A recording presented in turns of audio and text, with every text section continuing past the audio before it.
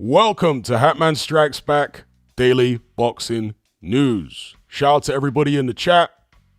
We've got several things to talk about, boxing news and what have you.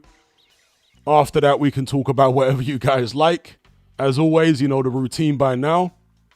So, again, just to repeat in case you didn't catch at the start of the stream when I pressed start stream now, welcome to Hatman Strikes Back Daily Boxing News. Let me know if you guys can hear me in the chat. Loud and clear. I'm going to do a rundown of the boxing stories and topics that we'll be discussing. That's the first thing I'm going to do. Just so that anybody who watches the stream after the fact knows what it is. Knows what we're going to be getting into. So shout out to Mr. Luca, shout out to Andrew, shout out to EA, shout out to Anthony YouTube, shout out to Juan Rodriguez, shout out to Simon Jones, Kyle, Kieran, Jazz, Gavin. Yes, yes, yes. All right. Let's see I can be heard loud and clear. So,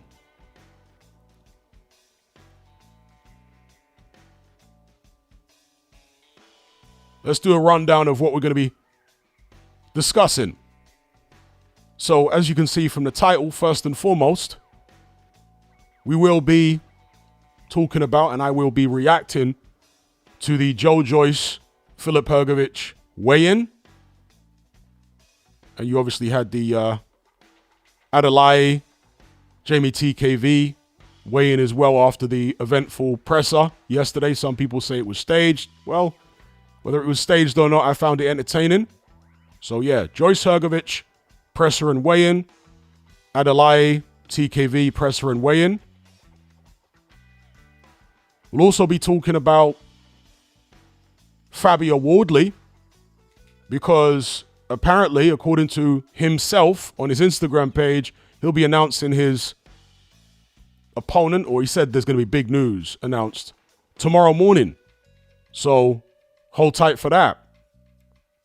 We'll also be talking about Chris Eubanks Sr. and his insistence, even now. He uploaded a video just the other day to his YouTube channel, continuing to say that the fight between his son and Conor Benn is not going to happen. So, very curious indeed. And then finally, we'll be talking about DAZN's commentary team, because there has been a new addition as presumably lead commentator. This individual already did a major DAZN show, and that has led to, again, the person becoming the lead commentator. I'm sure most of you guys know who it is now anyway, but they did the lead commentary for, I think it was the Beterbiev-Bivol rematch for that show. Anyway, let's start with the Adeleye TKV presser and weigh-in. In fact, no. Let's start with the weights first. We'll talk about those.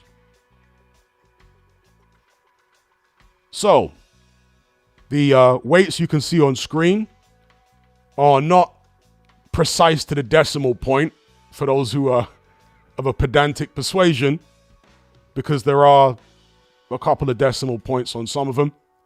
We just rounded them up or rounded them down. So Joyce weighed in at 275 pounds. Filip Hrgovic, 250 pounds. David Adeleye, 239 pounds. And Jeamie Shakiva, apparently that's how you pronounce his name, but they call him TKV. Jeamie Shakiva, 254. Now, 275 for Joyce is a pretty decent weight. He didn't look fleshy at all. He looked solid. He's a very naturally big man. And so I think that should be a decent size for him to, compete. And if you're on the Joyce side of things, hopefully beat Filip Hrgovic. I don't think it's an alarming weight personally. Just to give you a comparison, he was 271 pounds for the Joseph Parker fight, so only a few pounds heavier for this one. He was, let's have a look here. Yeah, he was that weight for the Parker fight, Against Zhang the first time, he was much lighter. He was 256. For the Zhang rematch, he was 281, so slightly lighter than he is here for Hrgovic. For Cash Ali, he was 286, so quite a bit heavier than he's weighed in for the Hrgovic fight. 11 pounds heavier. For Chisora, he was 281, so about 5 pounds heavier than he is for Hrgovic. So I would say that's a decent weight for Joe Joyce when you consider his age, etc. Fighters tend to get heavier as they grow older. Now, Filip Hrgovic's weight is interesting because this is actually a career heaviest for him. Now, before you sound the alarm bells and say, uh-oh, this looks bad, Filip Hrgovic coming in at a career heaviest, he did take this fight on relatively short notice. However, according to his new trainer, Abel Sanchez, he was already in camp. He was already up in Big Bear training. They thought they were going to get a different fight date, I guess an earlier fight date, so he was in the gym for that. And when they got the call for the Joyce fight, it was a natural thing to do to just say, okay, yeah, we'll accept it because we're already in camp. That's according to Abel Sanchez. Now, as far as his weight, 250, it's actually only about 3 pounds heavier than his previous career highest, which was actually against Daniel Dubois. Again, Filip Hrgovic, 32 years of age. When you're a heavyweight, 6'6", you're probably going to be significantly heavier at 32 than you were at, let's say, 22 or 24. I think Hrgovic might have turned pro when he was about 24. It was back in 2017 when he turned pro. So, at 32 years of age, yeah, the weight is going to come on. 247 for Daniel Dubois, 250 here against Joe Joyce. I don't think 3 pounds is going to make a massive amount of difference, either positively or negatively, for Filip Hrgovic. I think it mainly will come down to whether he's got the style to beat Joe Joyce in the pros. They obviously fought back in the days in the WSB. And, whether he's got the stamina to stay with Joyce if Joyce has still got that old gas tank, that old engine. So, yeah, those are the weights for the contestants in the main event, Joe Joyce and Filip Hrgovic. Now, as far as the David Adeleye, Jeamie TKV bout. So, David Adeleye came in also at a career heaviest of, let me get the screen back here. Yeah, Adeleye, 239 pounds. Now, that doesn't seem heavy, right? But believe it or not, Adeleye has always been a relatively small, or you could say medium-sized heavyweight. So, Adeleye turned pro 6 years ago now, back in 2019, and he weighed 217 pounds for that fight. Bear in mind, this guy is 6'4". So, he's always been, kind of on the small side or medium side as a heavyweight. He's now 28 years of age. So, in his, let's have a look here. By his 5th fight, he was 228. So he gained, 11 pounds in his first couple years as a pro. As you would expect, again, a heavyweight, as they grow, they're going to put weight on, muscle, etc., etc. And the previous heaviest he's ever been before this Jeamie TKV fight was, I think, the Soldakas fight. I'm just looking at his box right now. That's why I'm hesitating for a second. Yeah, it was the Soldakas fight. That was actually his career heaviest. He was 235 3/4, so basically 236 pounds. All right. So here he's coming in a couple of pounds heavier than that at 239. So I think it should be a good weight for him. Again, he's a growing heavyweight, and he looked very trim on the scales. And then we got Jeamie TKV, who came in at the second lightest weight of his career. Not the lightest weight of his career, the second lightest weight of his career. So he's gone the opposite way to the other 3 heavyweights. There's another heavyweight actually in a debutant I'm just going to call him Ori. I don't like saying his first name, it's weird. But yeah, Ori's on the card. And so we can't really compare his weight because it's his first pro bout. But yeah, compared to the other 3 main heavyweights on this card, TKV's gone in the opposite direction and he's come in light. So to compare his weight to previous fights, for this one, 254. For his last one, against the guy called Michael Webster, he was 261. Before that, he was 258 against Franklin Ignatius. Then he fought Konstantin Dobyachenko, who upset Matty Harris. When was it, a year or so ago, a couple of years? He was 263 for that. And yeah, his lightest ever weight was 238 on his pro debut. That was back in 2022. So he's really piled on the pounds since then, but he's managed to dial it back a little bit, turn the clock back a little bit for this fight with David Adeleye. All right, so those are the weights. Now, where are we at? Yeah, if we talk about the David Adeleye, Jeamie TKV presser. Now, they got into a lot of trash talk. It was back and forth.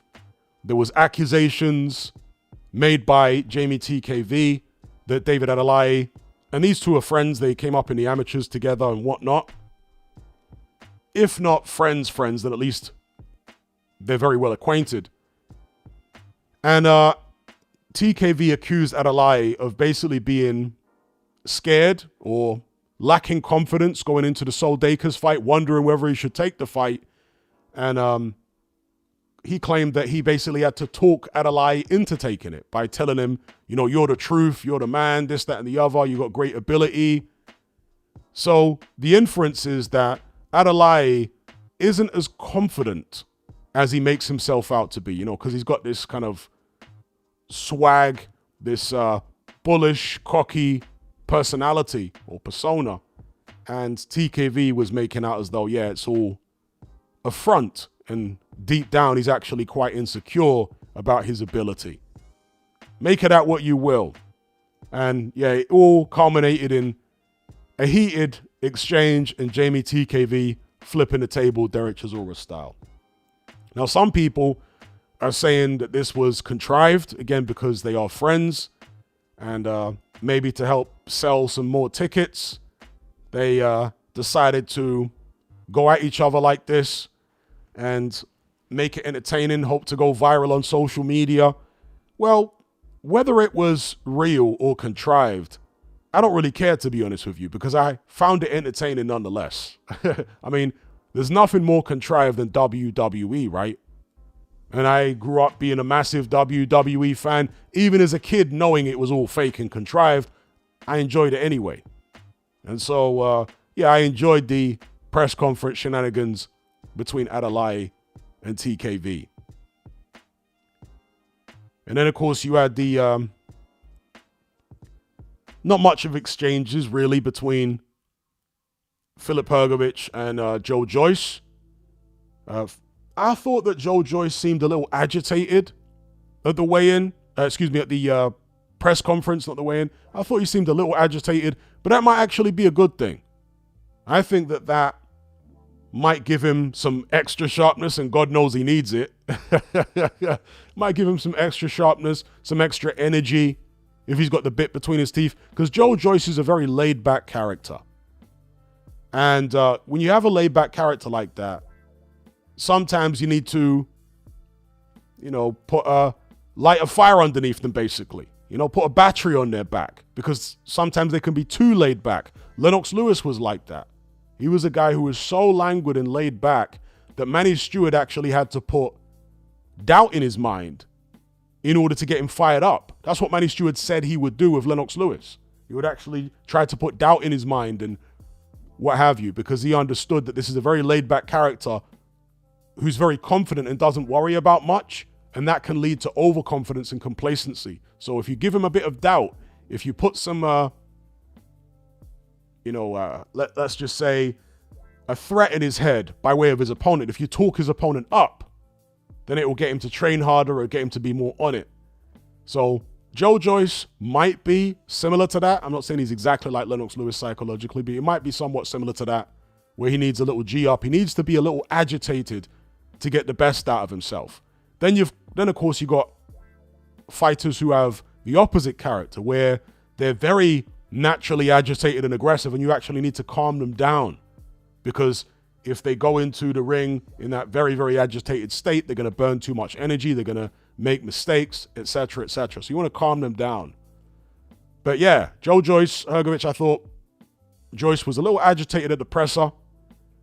Now, as far as the way I see this fight going, I've spoken about it several times in previous streams and videos. There's been a few people that have left comments saying that the public seem to be overestimating Hrgovic and maybe underestimating Joyce. And I would concur with that. To be clear, I'm picking Filip Hrgovic to win this fight. And it's a 10-rounder, by the way. It's not a 12-rounder. It's only a 10-round fight. I think that this is going to be highly competitive. I think it's going to be a very tough battle. And I would not be surprised at all if Joyce wins. I think it will be quite similar, actually, to the fight they had against each other in the WSB, which was 13 years ago. Yes, a very, very long time ago. But stylistically, neither guy's changed that much. They've changed athletically. They've changed in terms of the speed of their punches, reaction times, so on and so forth. But stylistically, both guys are essentially the same as they were back then. They're just, in the case of Joyce, certainly quite a bit slower. Hrgovic potentially stronger, as well as a bit slower than he was back then, but the styles haven't deviated from 13 years ago to any great extent, as far as I can tell. So I'm expecting a similar battle. I think Joyce is going to be out the blocks fast with his jab. I think that will cause Filip Hrgovic a few issues early on. I think Hrgovic is going to start to bring his right hand into play, and he shouldn't have many issues landing it. And I reckon it will be kind of rock'em sock'em robots for the whole 10 rounds. Yeah, I think it's going to be rock'em sock'em robots for the whole 10 rounds. A tough battle. There might be cuts in there. Hopefully it doesn't get stopped on a cut. I just think that Hrgovic having the bit between his teeth following the loss to Daniel Dubois. I mean, Joyce, I'm sure, has got a bit between his teeth as well. But I think Hrgovic, who's been training at altitude in Big Bear, I'm going to guess has got a bit more gas in his tank than he had for his last few fights. And also, he knows how tough Joyce is. He shared the ring with him before. So even though he's saying that Joyce is past it, this, that, and the other, I think he knows he's in for a tough battle. I watched one interview with Filip Hrgovic where he said he's ready to go the distance. Like, he would like to get a stoppage, but he's definitely aware of how tough Joyce is. And if it has to go the full 10, it goes the full 10. He believes he can win on points. So I think that's what's going to happen. It will go the distance. It will be a tough fight. Hrgovic might even get a split. And again, I'm not at all counting out the possibility that Joyce wins this bout. It won't shock me whatsoever. Now, some people have been calling this fight a crossroads, and the loser will basically have to retire. If Filip Hrgovic wins, and wins well, then that might be the case for Joyce, who's 39, 40, I think, relatively soon. Whereas I do not understand why anybody would say that Hrgovic needs to retire if he doesn't beat Joyce. Hrgovic is 32. He's only got one loss on his record so far. That was to Daniel Dubois. And as I've said countless times before, in retrospect, he actually did pretty damn well in that fight, considering what Dubois did to Anthony Joshua in the next fight, right? So that's his only loss to date. If he were to lose to Joyce, that would be his second loss of his professional career. Why would a guy who's 32, who's only lost twice, need to retire? I don't get it. Unless Joyce absolutely demolishes him in a round or something, right? Unless it's that. But if it's a closely contested fight, let's say Hrgovic loses on points or something, I don't see why he would need to retire. It was kind of weird. We really do need to move away from this Mayweather-inspired attitude, whereby as soon as you got a couple of losses on your record, you might as well jack it in That's something that definitely doesn't help boxing. I mean, I'm not saying that it's good to be like a Derek Chisora, because his speech is clearly deteriorating, and I can't imagine how bad it's going to be, let's say 5, 10, 20 years from now. But, as I say, a guy in Filip Hrgovic who's only 32, if he suffers a couple of losses to a world champion in Daniel Dubois and a former WSB rival in Joyce, that would be no reason to jack it in. Do you know what I mean? It's like way too premature for that. Man's only 32. Anyway, as I say, if Joyce loses, then I think there's a stronger case because he's got more losses on his record and he's much older. Boxing is a young man's sport, and Joyce, of course, gets hit an awful lot. So they'll definitely need to look at his future, he and his team, that is, if he loses this one. So yeah, I got Filip Hrgovic on points, but I reckon it's going to be very competitive and could go either way. Might be a split.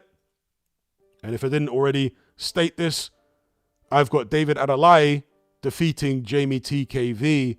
I reckon he'll probably stop TKV. I'm going to say, will it be cuts? I don't know. If he doesn't manage to get TKV out of there, and by the way, this is a 12-rounder. That's an interesting thing. The main event between two far more experienced fighters in Joyce and Filip Hrgovic is only a 10-rounder.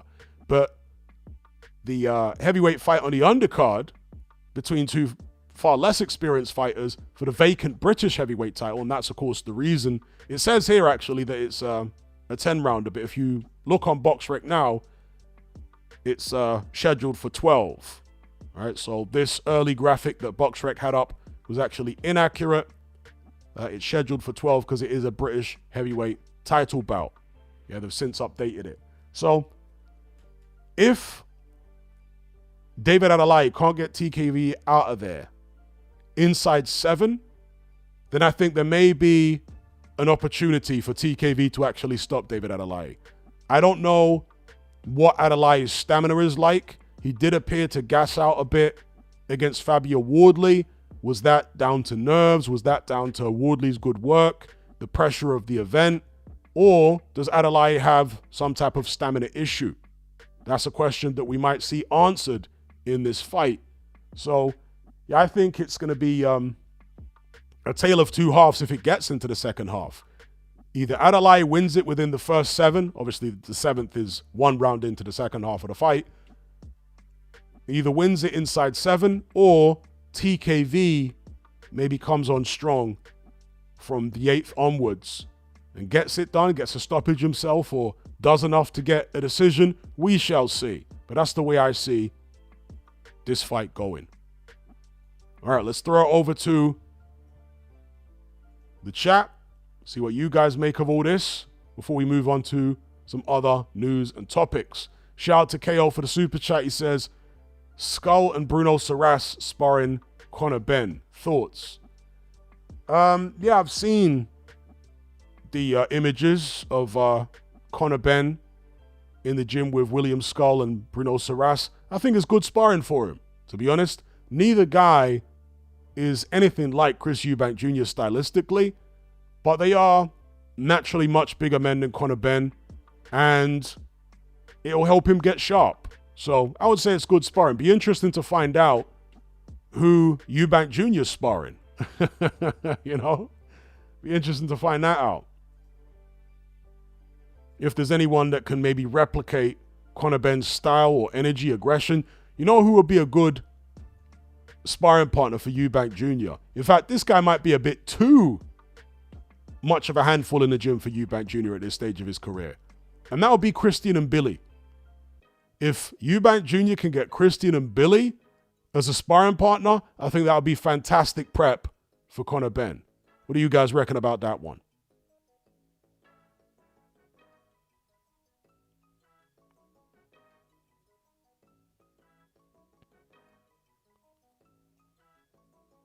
All right, so apparently the audio was choppy early on.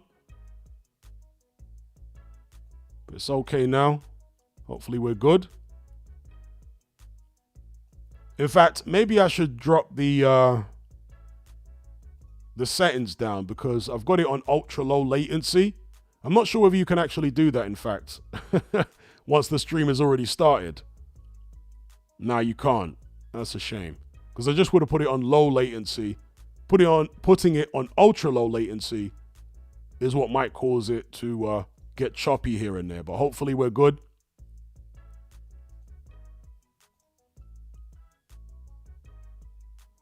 Jupiter String says, I have Hrgovic.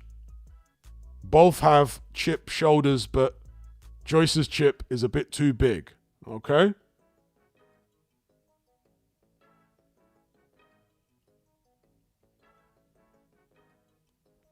Telstar says, Adeleye, career heaviest, but not necessarily a bad thing, 28 years old, will eventually settle at a weight he doesn't deviate from much.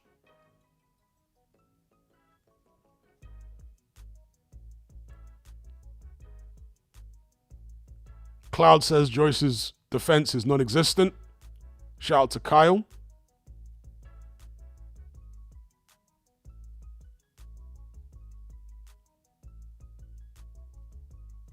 Shout out to Carly. Cian Burns says, I think the body language of Jeamie TKV was all wrong. My pick is Adeleye. Yeah, I'm picking Adeleye as well. Shout out to Jim Carrey.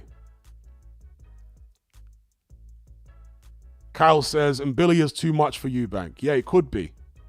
Could be. But if he can come through sparring sessions with Billy and not get totally destroyed, then taking on Conor Benn after that should be light work. Kieran Malcolm says, audio has been fine for me from the get-go. All right. It's all good then. Wave says, Eubank don't even care to pay for good sparring partners, Hatman. You know what? You raise a good point. Because if you think about Eubank Jr., when he was coming up through the ranks and early on in his career, he would go into the training camps of, at the time, bigger, more established fighters, such as going into the training camp of Carl Froch, where he was a regular. He used to spar Froch a lot. He sparred George Groves, although I can't remember if he went into Groves' training camp or Groves came to his training camp. Either way, Groves was the guy who was more advanced in his career. So it was Groves looking for sparring, getting Eubank for sparring rather than the other way around. Does that make sense?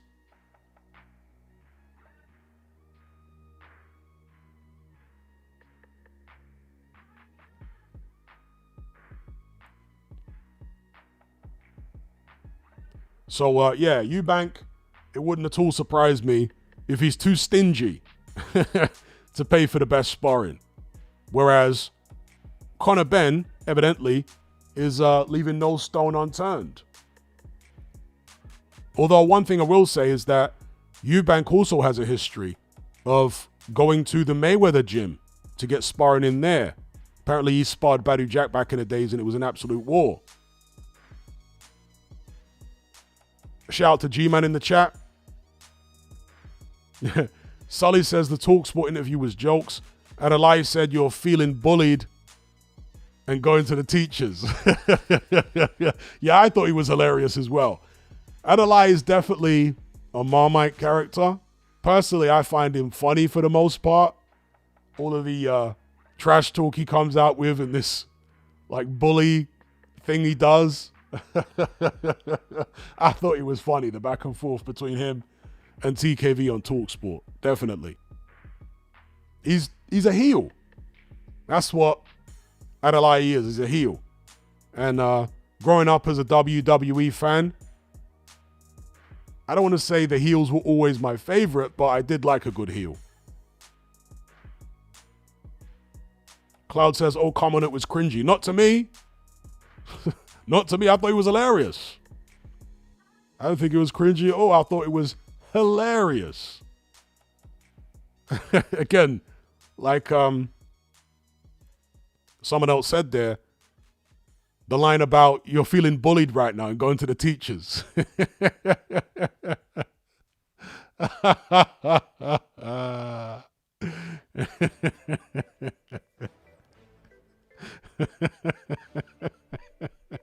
I thought he was hilarious.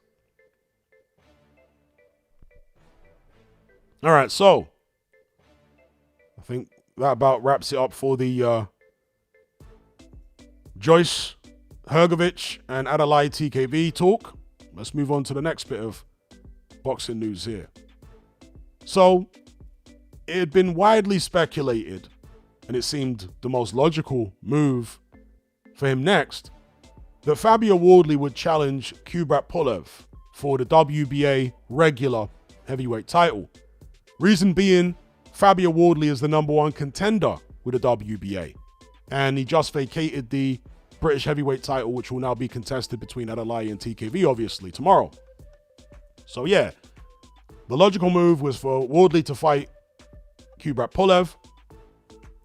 But according to Mike Coppinger, that is not happening. He put this tweet up. Now, Coppinger is a veteran boxing journalist with ESPN. His information is normally very accurate. I'm not saying he's 100% infallible, but normally he's bang on the money. And he tweeted this. In fact, what do they call tweets nowadays since the website is called X? Did he X this? I don't know. Anyway, let's just say tweeted. Fabio Wardley and Jarrell Big Baby Miller are finalizing a deal for a June 7 heavyweight fight at Portman Stadium, Portman Road that is, in Ipswich, in Wardley's hometown of Ipswich, England, sources told Ring Magazine. Wardley is the ring's #9 heavyweight, good scrap. So he's getting this from Ring Magazine. Hopefully it's not a bait and switch, because potentially Ring Magazine could be involved in this. I don't know. It could just be Frank Warren by himself, or maybe with a little bit of help from Turki Al-Sheikh. I guess we'll find out in due course.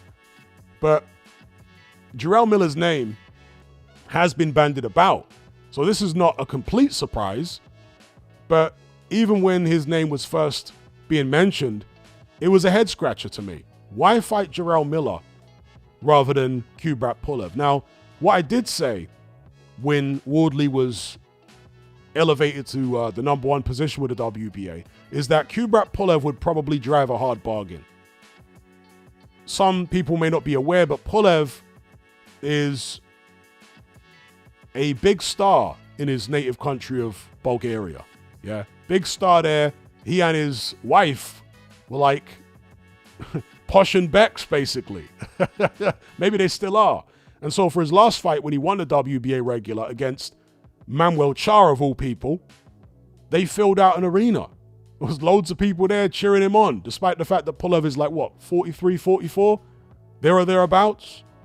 So when he's got this type of support still in Bulgaria, and Frank Warren's coming to him saying, I want you to fight my young, dangerous heavyweight Fabio Wardley, Pulev is probably going to ask for a king's ransom. Let's be real. And unless, let's say, Turki Al-Sheikh is willing to pay a king's ransom for him and make another loss on another show, then perhaps Kubrat Pulev will price himself out of the fight. And if it is indeed Jarrell Miller fighting Fabio Wardley, then perhaps that's what has happened. Kubrat Pulev has priced himself out. So anyway, we'll find out shortly, because Fabio Wardley posted this to his Instagram. He said, news coming Saturday morning. So we'll find out tomorrow, hopefully, whether it's Kubrat Pulev or Miller. But right now, at least going by what Mike Coppinger is posting online, it's looking like Jarrell Big Baby Miller. Now, one of the inexplicable things about taking the Miller fight, as opposed to not just Kubrat Pulev, but several other heavyweights out there, is that you struggle to see what Fabio Wardley actually gains from this. So have a look at the heavyweight rankings on screen here. Wardley's ranked number 8 with the IBF, number 1 with the WBA, as I already mentioned, number 3 with the WBC, and number 3 with the WBO. Jarrell Miller is only ranked with one of the major sanctioning bodies, only ranked by one of the major sanctioning bodies, and that is the WBA, who've got him ranked at number 4, several places below Fabio Wardley. So Wardley gains nothing in terms of ranking taking this match. I think, based upon recent form, Wardley would have been better off fighting Michael Hunter, who's ranked a place below him, than fighting Jarrell Miller. I think stylistically, Miller's actually a tougher fight for him. Years ago, when Hunter was at his best, I would have picked Hunter over Wardley all day long. But the version of Hunter we have today has been chronically inactive, and when he has fought, he hasn't looked good. I mean, this guy hasn't impressed in a boxing ring for many, many years now. Michael Hunter must be, 36 at this point? So several years older than Fabio Wardley. So for me, that would be the fight to go for. Now, Jarrell Miller is of course, a lot more basic than Michael Hunter, less mobile, less tricky in there. We all know what Jarrell Miller does. He's a massive 300-pound man who's going to walk you down. He's not the biggest one-punch knockout artist in the world, but he's got a very good chin. His guard is relatively tight. I mean, you really have to anchor yourself to the canvas and start cranking with full power to be able to punch through his guard. Do you know what I mean? So he's like a massive behemoth of a man who walks you down, very alpha bully personality, and he just basically outworks you and outmuscles you in there. That's what he did to Andy Ruiz, and that's what he's done to most of his opponents that he's actually beaten. Obviously, he has the loss to Daniel Dubois where he got stopped. To be fair to Jarrell Miller, I'm not making excuses, I'm just being real. He did take the Dubois fight on relatively short notice. I think it was only about a month notice, maybe 3 weeks, something like that. And this is not a guy who lives the life in between fights. Obviously, that's why he is the size that he is. So he's somebody that really needs a full camp because he's lacking in discipline. Let's just put it that way. So anyway, I find it weird that Fabio Wardley has chosen Jarrell Miller as an opponent. Yes, it's a sellable fight because Miller talks a lot. And Fabio Wardley, all that support in his hometown of Ipswich. He's got all the Ipswich Town football fans on his side, which I kind of found out the hard way. I mean, boxing fans are bad enough, right? But when I encountered Ipswich Town football fans, they're far worse than boxing fans in terms of not understanding objective predictions. I picked, for example, against Fabio Wardley in a couple of fights in the past, not out of spite, not because I don't like Fabio Wardley, but simply because I thought, looking at the pros and cons of both fighters objectively, that Wardley was going to lose. It was nothing personal. But football fans apparently don't understand this dynamic. They think that if you're picking somebody to win, you must be his fan. And if you're picking against the other guy, well, you must be a hater of his. They don't understand this idea of just picking based upon, an objective analysis of the two fighters. Got nothing to do with who you want to win or don't want to win, right? So I found that out the hard way with regards to Fabio Wardley's Ipswich Town fans. So anyway, he against Miller is a sellable fight. But at this stage of Wardley's career, if you're going to take on somebody as dangerous, and I'm saying Jarrell Miller is dangerous, you're going to take on somebody that dangerous, there needs to be some upside by way of ranking, right? And once you are the number one contender, the only higher you can go is to become mandatory. And in order to get that, you fight a final eliminator. Will this be a final eliminator? I hope not, because that will mean that Jarrell Miller's getting an opportunity in a final eliminator above Michael Hunter and even Moses Itauma. So, we'll see whether it turns out to be. But if it is a final eliminator, fair enough. There's a reward there for Fabio Wardley. He will get made mandatory if he wins, not for Kubrat Pulev, but presumably for Alexander Usyk, because it looked like he was going to fight Kubrat Pulev, and they were saying the winner of Wardley Pulev would then fight Michael Hunter, because the WBA regular, which is what Kubrat Pulev holds, is basically like an enhanced version of a mandatory challenger. So that would have been an eliminator of sorts. So anyway, let me know what you guys think about this in the comments, in the live chat, should I say. Fabio Wardley, it looks like, will be fighting Jarrell Miller rather than Kubrat Pulev. Do you think this is a better fight? Well, it should be a better fight. I would have picked Fabio Wardley over Pulev all day long, but I mean, in terms of the way it serves Fabio Wardley, do you think this is a good fight for him? Shout out to Jaden for the super chat. He says, big up, Hatman. Got to hear that Palpatine impression. What is Palpatine's? He says so many things. Execute Order 66. That's not a very good impression. Do it. Yes, Anakin, yes. Kill him. Kill him now. Do it. Yeah, always love the Palpatine. Shout out to Jaden Ellis for the super chat. Henceforth, you shall be known as Darth Vader. Well, how about the bit where Mace Windu is like, well, Palpatine's trying to electrocute Mace Windu. Mace Windu's like blocking the electricity, and I guess it's rebounding back onto Palpatine, and his face is getting all old and whatnot. And he's like, please don't kill me. I'm too weak. Anakin, don't let him kill me. I'm too weak.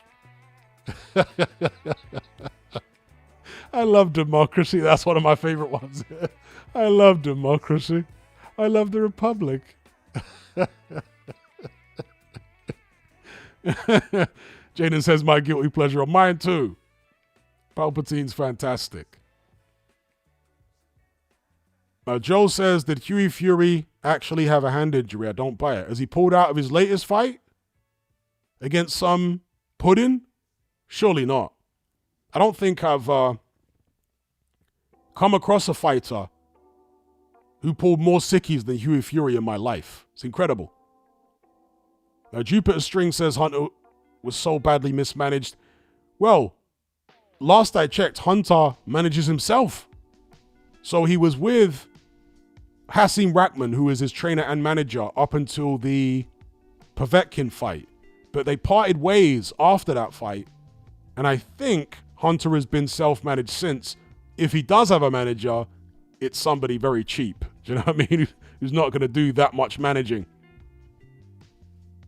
And he hasn't had a major promoter, of course, since the Povetkin fight. Since after that fight. So it's basically been Hunter guiding his own career since that time. And yeah, I would agree with you. He hasn't done a good job. Okay, no. They're saying that Huey was boring and unimpressive like usual. He just fought an hour ago. Shout out to JDM. But yeah, what do you guys think of Fabio Wardley apparently fighting Jarrell Miller rather than Kubrat Pulev? Let's see a show of hands. Who would you pick in that fight? Fabio Wardley or Miller?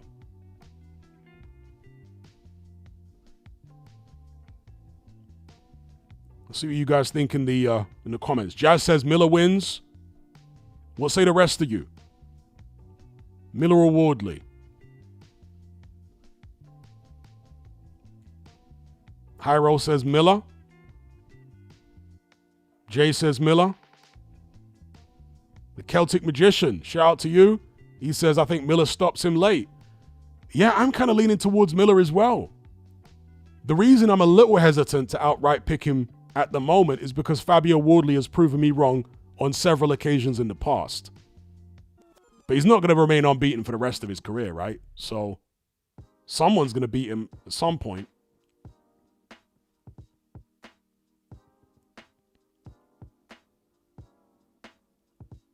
Graham McKelvey says Miller by stoppage. Yeah, so it seems like most people will be siding with Miller in that fight, thinking Miller's going to win. By stoppage too. King Riz says Miller will be hard to negate with Fabio's usual kill or be killed style. But I think up against somebody as tough as Miller, he'll find his gas tank falling off when he realizes Miller won't go away. And I reckon that's what most people envision for the fight, including myself.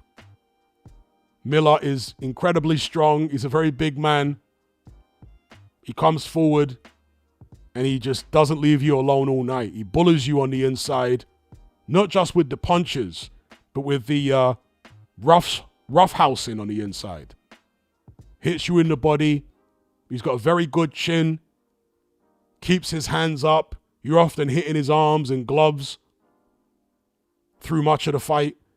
Maybe Fabio Wardley figures he can replicate what Daniel Dubois did and punch through that guard, because it takes a lot of effort and a lot of strength, a lot of energy to actually punch through Miller's guard. HB says Miller is a blob. He is too, but he might be as dangerous as the blob from the famous John Carpenter movie. It was a John Carpenter movie, right? I think we had this discussion a few live streams back. Was the blob no, the blob wasn't a John Carpenter movie. I'm thinking of The Thing. Or was The Thing even a John Carpenter? Was The Thing John Carpenter or was it Stephen King? I swear we already had this discussion.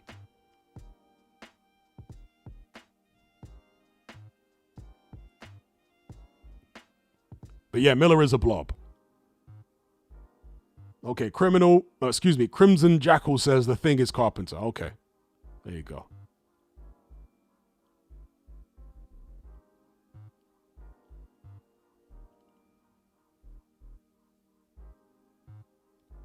Now, Kyle says Bakadir Jalilov is fighting tomorrow in Kazakhstan. Okay, I didn't know that. Presumably against the pie, the cream puff. Just to dust off the, well, there shouldn't really be any cobwebs, but yeah. Because he fought in the amateurs not too long ago.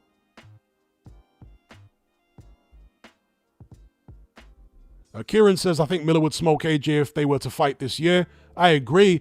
Well, I was actually cautioning people or raising the alarm that Miller could cause the upset when he signed to fight AJ in the first place. Back in 2019, I was saying Miller could actually win this fight. And people were calling me crazy. Yeah, I'll say this is a dangerous fight for AJ. If AJ can't hurt Miller, this is exactly what I was saying in the videos in the run-up to that fight. It's when AJ was still undefeated. I said, if AJ can't hurt Miller, AJ's in a world of trouble.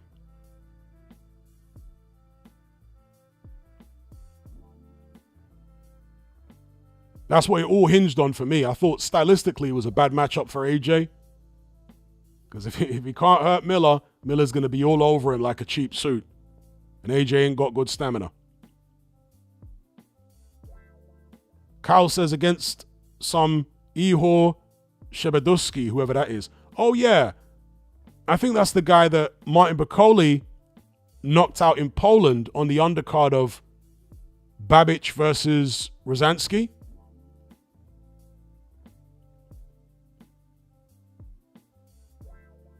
I think Bakole got him out of there in 2 rounds.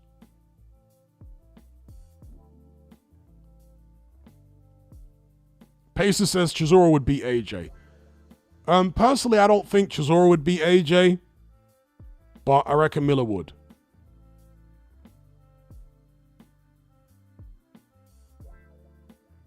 I don't think Chisora has the foot speed to beat AJ. His feet are literally in treacle, Derek Chisora. So unless they put it in a really small ring, like an 18-foot ring or something, yeah, I don't see Chisora beating AJ at all. Indeed, like Matt said there, Chisora's balance is gone. His feet are in treacle. And AJ still has mobility about him. We saw that even against Francis Ngannou. He can move about still. So I don't see Chisora beating AJ, personally. Not at this stage.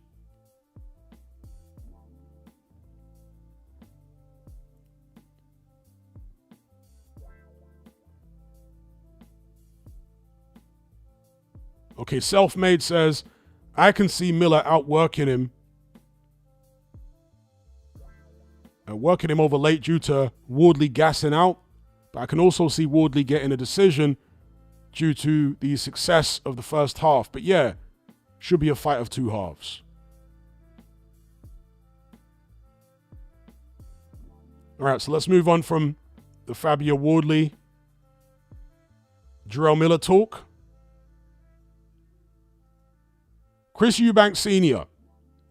I'm not sure how many of you are subscribed to his YouTube channel. If you're not, I recommend you take a look.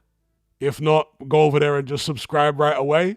I highly recommend it if you are a fan of Eubank Sr.'s particular brand of eccentricity. I definitely am.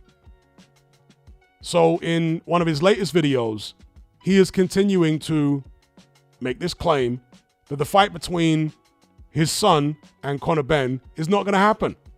Bear in mind, he said that the first fight between them wasn't going to happen, and it didn't.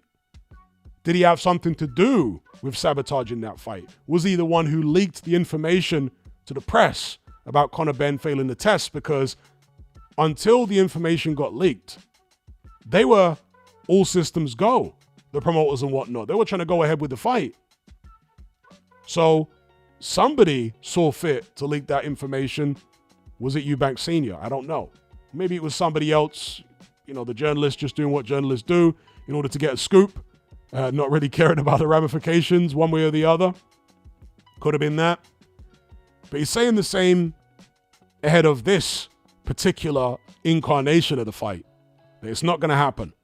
And we're a month away? What do you guys think of this?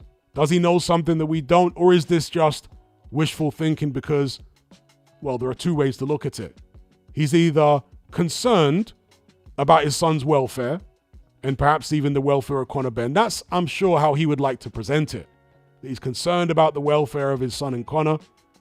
He's done recent videos talking about the rules this and the rules that, and obviously what happened to Michael Watson, the damage he inflicted upon him in their rematch. But there's also the possibility that the reason he doesn't want this fight to go ahead is because he isn't the center of attention. Because he's not the one that's basically involved in promoting it. He no longer has the same control over his son's career, etc., etc. When his son told him that he wants to be his own man, that he wants to step out of his dad's shadow, he basically told his son, why would you want to step out of my shadow? And he said this himself publicly. Why would you want to step outside of my shadow? You need to remain in my shadow because my shadow will protect you. Words to that effect. So Eubank Sr. is absolutely addicted to the limelight. And I think that's one of the struggles he's had since retiring from boxing is no longer being in the limelight to the same extent as he was back then.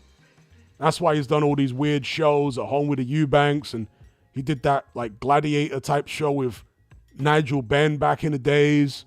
And, he always struts around in public, fully in character. This British aristocrat character that he's developed over the decades. Before, when he was fighting, he never used to talk in this, aristocratic accent in press conferences or even post-fight interviews. It's something that he would only do occasionally. This weird character, right? Particularly with the print media. He would wear the jodhpurs and the monocle and all that type of stuff, and he'd go into this funny character. But since retiring, the character has become full-time in the public eye. Whenever he, does an interview, whether it's on his own channel or with other channels, he's in this aristocratic character 100% of the time. And again, when he walks about, apparently, in the street, he's in character all the time. Because he wants the attention. He likes the limelight. He likes to stand out. So could that be the reason that he doesn't want the fight to go ahead? Because he can't be the center of attention. If that's all it is, then maybe his wish, if it is wishful thinking, will not come true. And the fight will happen. Personally, I tend to suspect it will happen.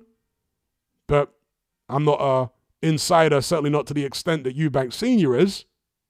So, let's throw this over to the chat. What say you? Will this fight go ahead? Let's get a show of hands. Will this fight go ahead, yes or no? Shout out to Striker for the super chat. He says, out of curiosity, Hatman, can you elaborate on your conversation with Eubank Sr. and the reason you chose not to interview him and his son? What I can tell you about the conversation is that he didn't have an aristocratic accent when he talked to me on the phone.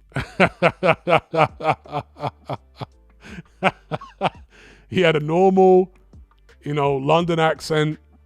He wasn't doing all the, aristocratic character stuff. As far as what he said to me, he was asking me questions about my channel and what I plan to do with the channel. And he said something disparaging about a big boxing YouTube interviewer. Okay, I don't want to reveal the name of the person because, I don't want to cause any kind of tension, but yeah, he said something disparaging about this big boxing, YouTuber, like interview channel. And so it became clear to me that he wanted me to be like his little interview guy for him and his son. Somebody that they could put under their control, maybe, never ask any tough questions and just be like a sycophant for the Eubanks. That's the impression I got from the conversation, is that's what he was looking for. I think he understood that, like him, I'm from a Caribbean background, and particularly Caribbeans of that generation, they like to be with other Caribbeans and whatnot. So if you got to have a Caribbean guy under his wing as the a little sycophant interviewer for the Eubanks, I think that's the idea he had in his head. Now, the reason that, and he invited me, down to Brighton to interview him, the reason that it never happened is because shortly after that, his son fought George Groves, and he obviously lost the fight. And I was scathing of his son in my post-fight reviews and, videos I did. And that was that. That was that. I was no longer welcome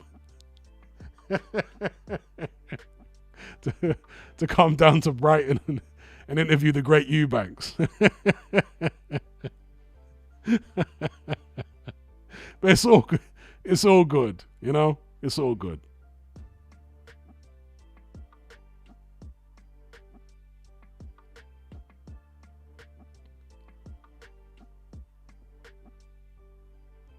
Okay, Bob says, yeah, we'll go ahead.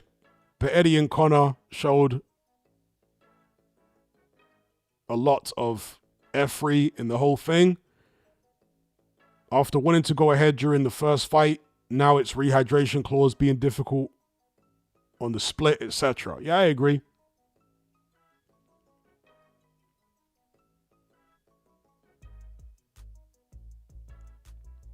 I think one of the reasons as well is the Caribbean background and all that Eubank Sr. took an interest in me is because I think he went to my channel when he saw that there's no profanity on my channel, no swearing.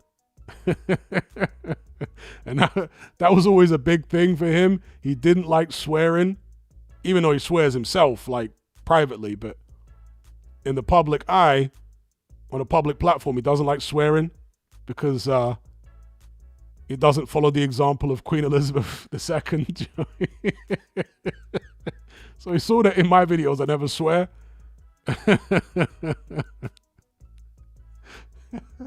Just thinking about you back seeing you make me laugh.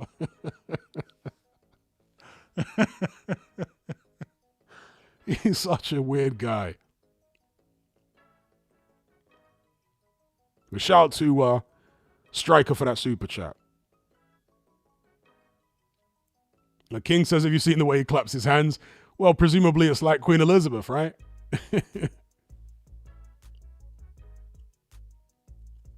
All right, shout out to Bexy. Bexy says, Hatman, who is the most intelligent, Wilder, Bellew, or John Fury? Now, this might surprise you, this answer, but I'm going to say John Fury by a mile. John Fury is not that dumb, you know. In fact, I don't think John Fury is dumb at all.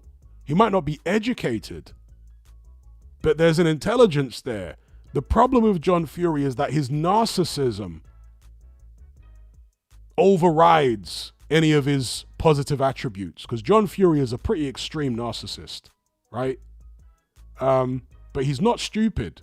He's wily, he's cunning, and all that kind of stuff. But he gets in his own way a lot of the time, like I say, because of his narcissism. He's just so pathologically narcissistic that it causes him to do stupid things, say stupid things, etc., etc.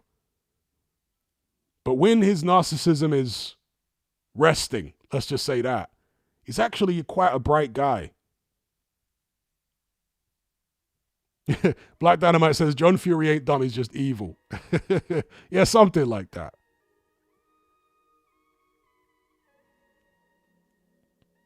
His narcissism gets the better of him a lot of the time.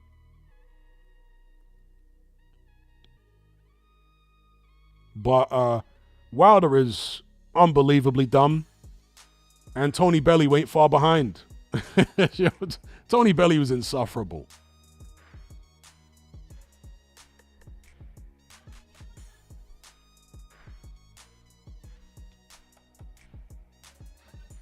King says he looks like an upside down triangle, never does leg day.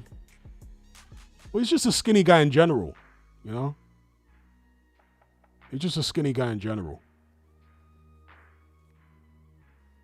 When you've got legs that skinny, there's not much you can do. You know, I'm not a weights man, but I understand the basics about, you know, human physiology. And if your legs are naturally that thin, there's not much you can do. You know, you would have to dedicate yourself 7 days a week to doing weights. And I mean, it's not going to happen. He's always was going to have skinny legs. There's no real fix for that, unless he became like a full-time bodybuilder concentrating on the legs. And even then, he wouldn't get that far. I mean, speaking to people that are into weights over the years, the calf muscle, for example, is one of the most difficult muscles to build, as I understand it. The thighs, apparently a bit easier, but the calf muscle is one of the most difficult things to build.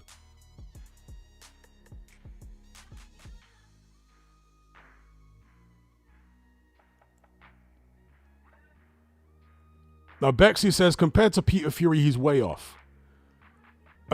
Personally, I don't think he's that far off Peter Fury in terms of intelligence. But as I say, Peter Fury is not a malignant narcissist the way that John Fury is. If you take John Fury's narcissism away, and that's a very difficult thing to do, then I don't think he's that much different to Peter Fury beneath all of the narcissism. Because there are some interviews and there are some occasions when John Fury manages to park his ego and megalomania to the side for a second, and you hear him talk, and he actually makes a lot of sense.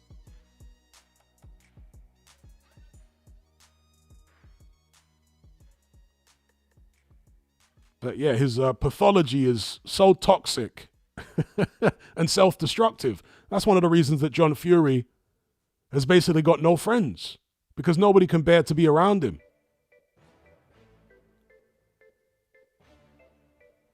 Star Fox says, you missed out on a drive down to Brighton in an 18-wheeler there, Hatman. Maybe I did. Can you imagine what the conversation would have been like on the way down?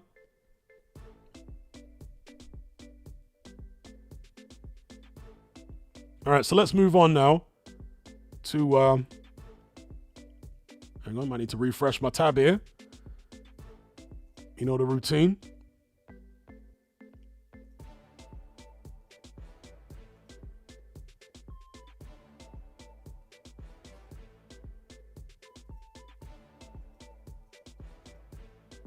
Okay, my tab, okay, yeah, I'm still live. Just checking. Yeah, so let's move on to the next thing then.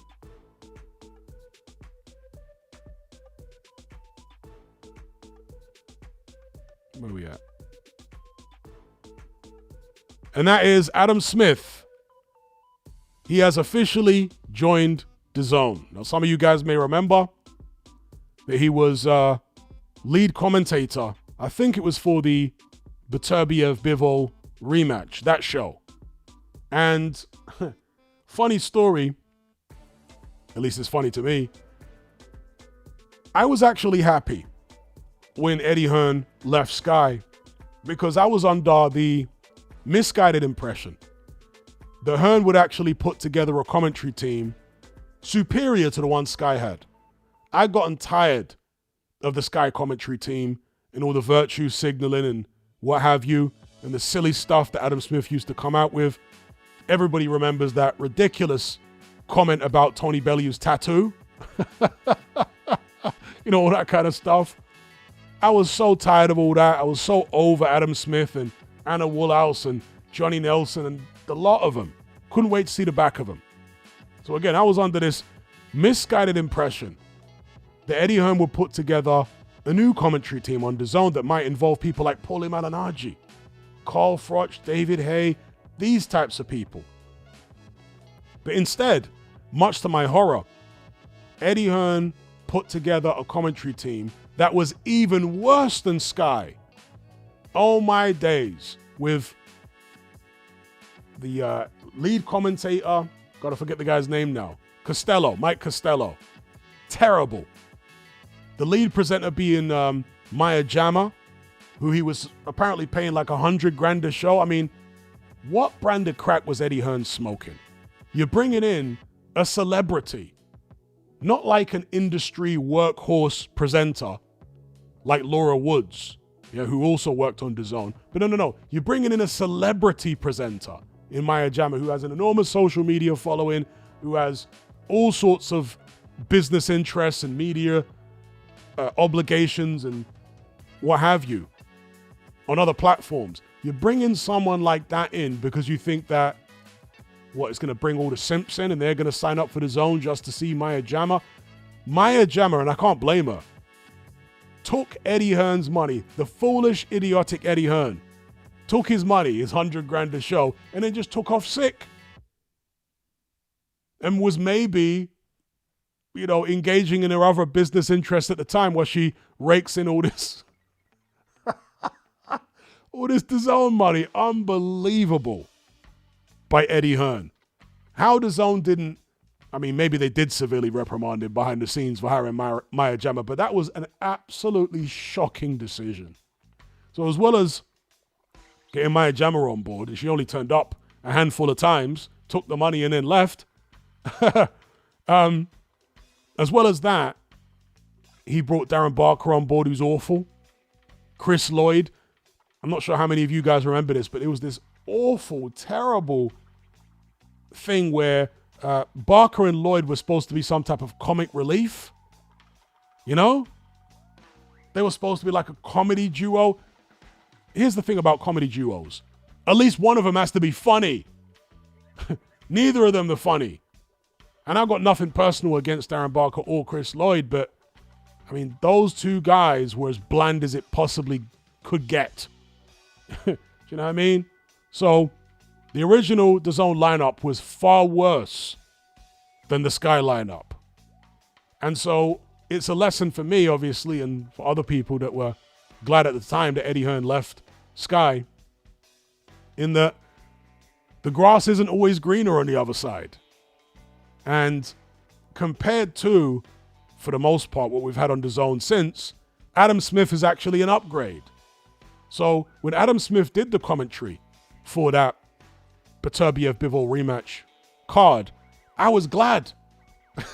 I never in a million years thought I'd ever be saying this, but I was glad to see Adam Smith back as a lead commentator because what we'd had on DAZN was so awful, so terrible.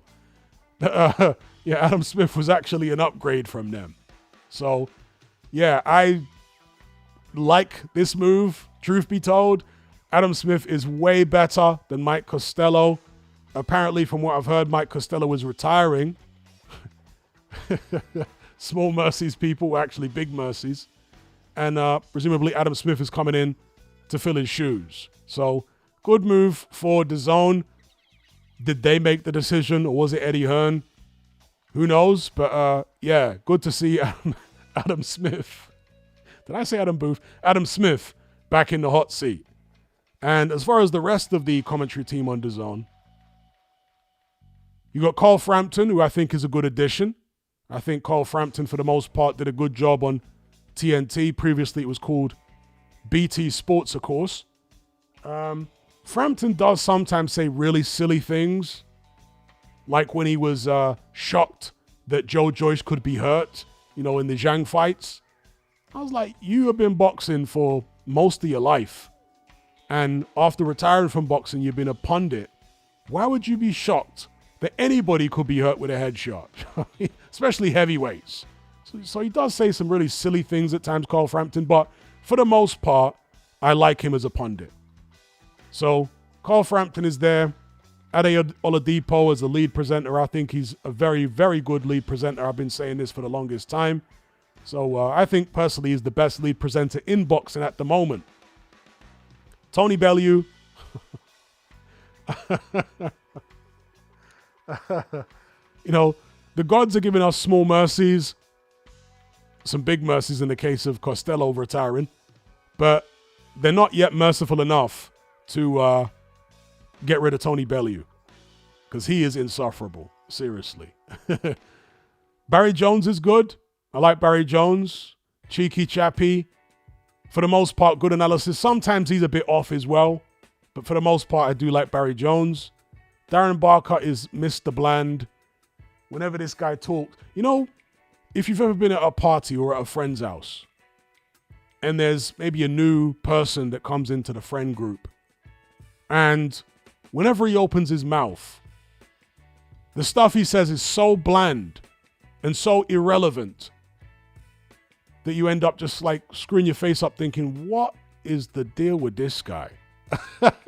And everyone's the same with him. They're like, what? And in the end, nobody even listens to what he has to say. When he tries to interject or talk, people just continue their conversations. Yeah, that's what Darren Barker is like. He's like Roger Irrelevant. And so, again, nothing personal against the guy. I just don't think he has any talent whatsoever for commentary or presenting. And it irks me whenever he actually talks, whenever I hear his voice on commentary. I hope, and I don't know whether this is the case, but I hope that they put him in a back seat now. Now they've got Adam Smith as the lead commentator, presumably with Barry Jones. Who will be the third person? Will they have 4 people doing commentary?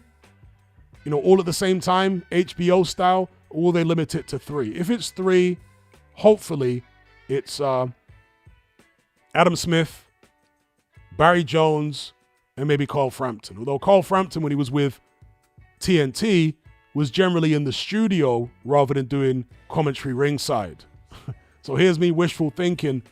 I'm praying that it's Adam Smith, Frampton, and Barry Jones. If it's that trio, I'm good with that as a commentary team. I don't want Barker being involved in it. I'd rather Barker, help Ade Oladipo out, interviewing fighters and going into the dressing room and, seeing what's up behind the scenes. I'd rather him be relegated to that type of work. And Tony Bellew, oh my God. I just don't want to see him anywhere, I'm not sure who the woman is. I think I might have seen her on DAZN shows before. But I guess she doesn't get in the way or do anything too obnoxious, or else I would have noticed it by now.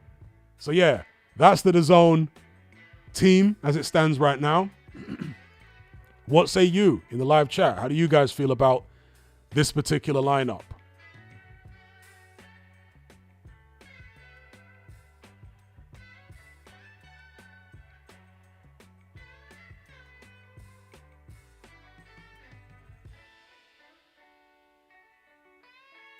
Linkage says, what happened to Carl Froch? Well, he's been too critical of Anthony Joshua and Eddie Hearn, and presumably that's why he no longer appears on DAZN. Maybe Eddie Hearn is blocking it. I say too critical. I'm talking about presumably that's what Eddie Hearn thinks. King Riz says, Buncey's high-pitched voice will be missed. Yeah, I don't mind Buncey on commentary, but I don't like him doing punditry. And I definitely don't like him doing interviews. He's like the biggest sycophant you've ever seen for interviews. But as like a in-between rounds, bit of extra commentary bunts, he's not too bad with his high-pitched voice.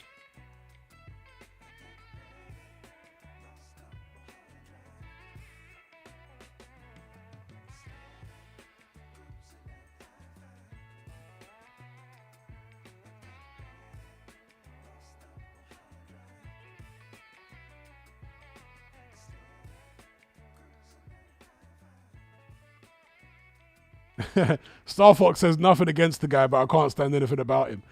Well, you know, in a professional capacity, when I say I got nothing against Darren Barker, I got nothing against him as a human being, you know? I don't wish ill on him.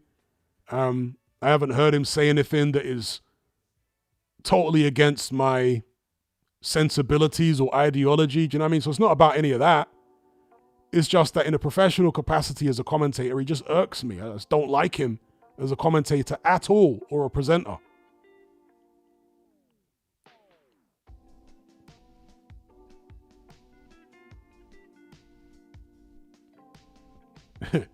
Exactly as Crypt Talk said there. Darren Barker is the guy no one wants to get stuck with at a party. Summed it up perfectly.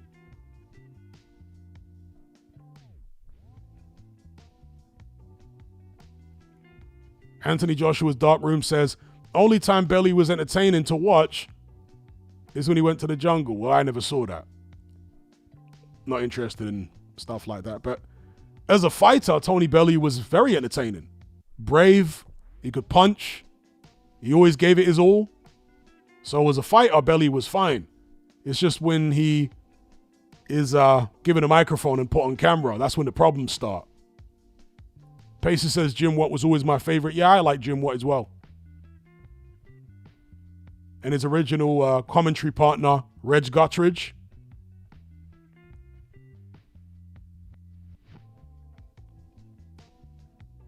Wave says, Hammond, I'm looking forward to Boots Stanionis next week.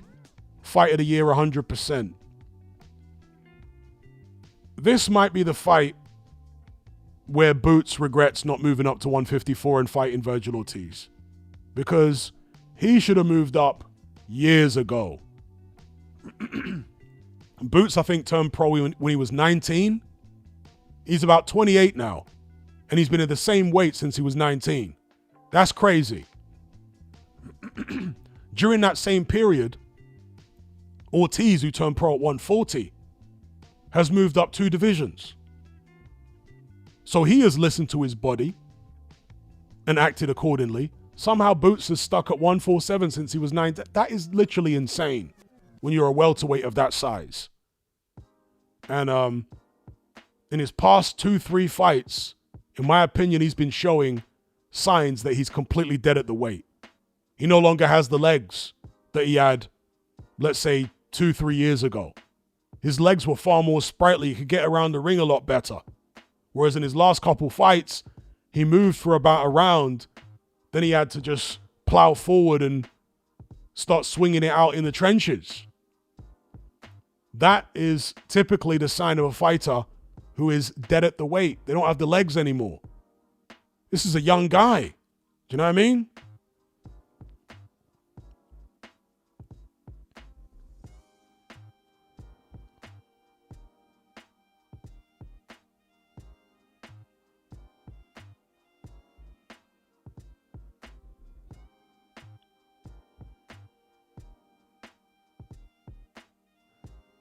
All right. Z1000 says Boots is 27, turned pro 2016. Well, still a long time. You get the point I'm making. If it's 8 years ago, 10 years ago, you get the point I'm making. For him to stay at the same weight class for all this time is insane. Wave says Eddie Hearn wanted him to go to 154, but he rejected it. Yeah. And I wonder whether it was Boots himself or his dad. Because I don't like the way his dad carries on. Bozy Ennis, or Bozo Ennis, as a lot of people call him. I don't like the way Bozo Ennis carries on. He's a very domineering father. And it seems like Boots hasn't come up from under his control, basically. Shout out to Nathan Sterling. He says, Hatman, what do you think of Paul Dempsey, the broadcaster? I used to like Paul Dempsey back in his Sky days. But lately, he has become completely insane. An example would be Paul Dempsey's commentary for the Derek Chisora Joe Joyce fight. I don't know whether he dropped acid before that particular event or what, but Paul Dempsey's commentary was psychedelic. I mean, it was unbelievably bizarre. Not sure if you saw that fight and heard his commentary, but it was absolutely bizarre, the stuff that Paul did. And it got more, but it's like he was trying to outdo himself by saying increasingly ridiculous things throughout the fight.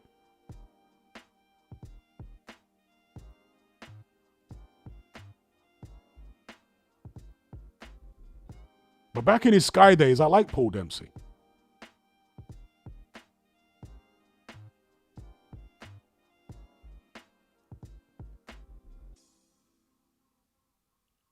Graham McKelvey says, Stanionis is a good puncher as well, dangerous fight. I agree.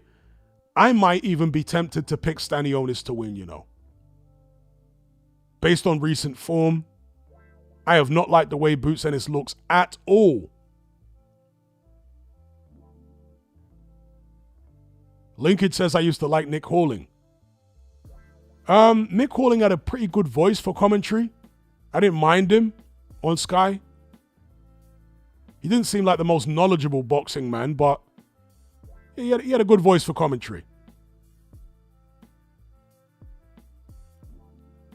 Bexy says, Hatman, why did John Fury get the push at BT? I don't know for certain, but I would have to imagine it had something to do with the way he confronted Carl Frampton, who also worked for BT, and the constant confrontations of David Hay. And just being an all-round malignant narcissist. I don't think TNT or BT as they were then wanted to deal with any of that.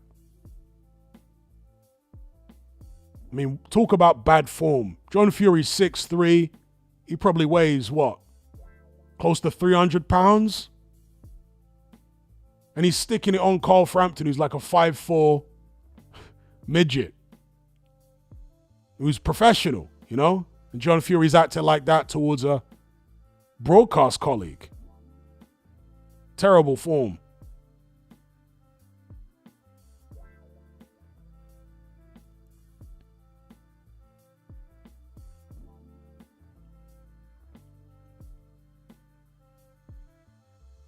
Pacer says, I quite like Larry Merchant. Yeah, I liked Larry Merchant as well. I very much liked him. Yes, he could be a bit of an a-hole to fighters and whatnot during interviews, but I used to like his monologues. Obviously, as he got older, the monologues became incoherent, but back in his prime years, if you want to call it his prime years, he was still old even then. When Larry Merchant used to do his pre-fight monologues and his post-fight monologues, I used to love them. I thought they were great. And even on commentary, his little back and forths with Roy Jones and George Foreman was great.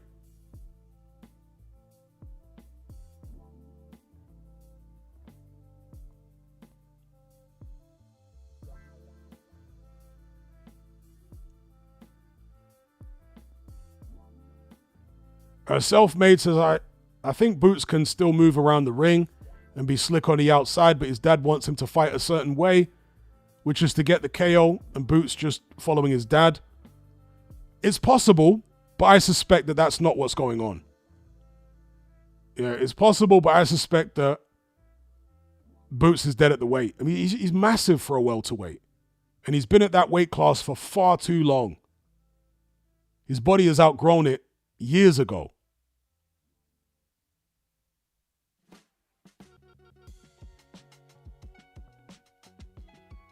Bexy says, Hatman, why is John Fury so bitter? He seems very defensive, past stuff. No, I think his pathology is quite simple.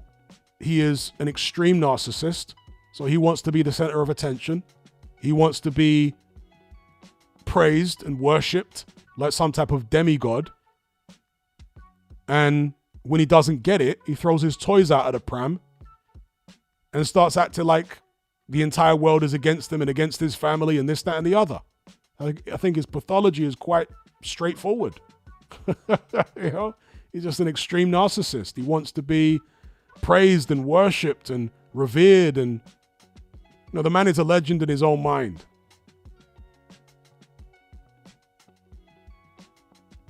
Kyle says, who is a worse boxing dad, Bill Haney or Boots? I'm going to say Boots is dad by a mile. By a mile. Now, Bill Haney might be less popular with the public, but I'm talking from the perspective of who's worse for their son. And I think Bozy Ennis is far worse for his son, Jerron, than Bill Haney is for Devin. Far worse. King says, do you think John Fury is a psychopath? He's certainly got a lot of the traits. I couldn't tell you for certain, but a lot of the traits are there.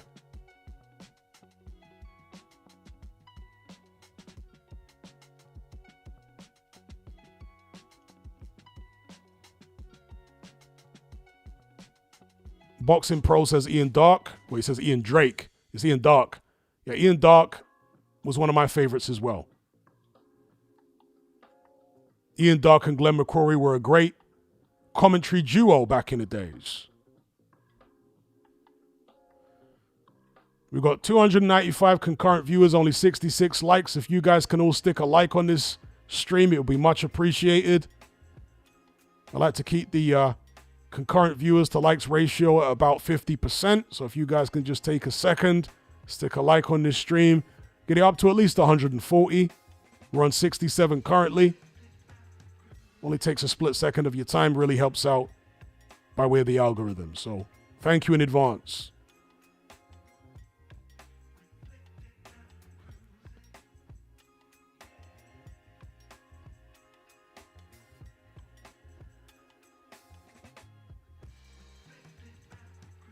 The place says Boots does not strike me as someone who avoids challenges. Why won't he move up in weight? Again, I suspect it's his dad.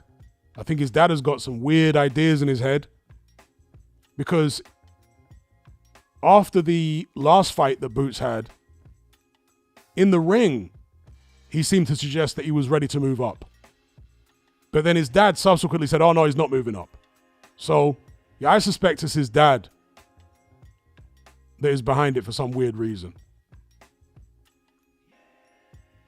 He's a control freak, his dad. That's how he comes across.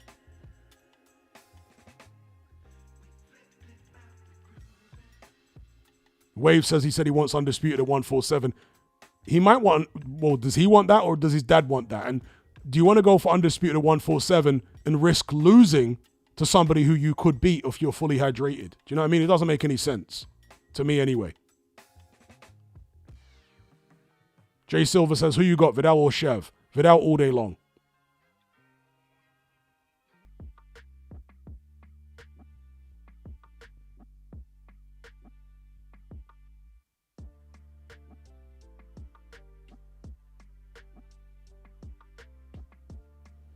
All right, peeps, I'm going to draw the curtain on this stream here.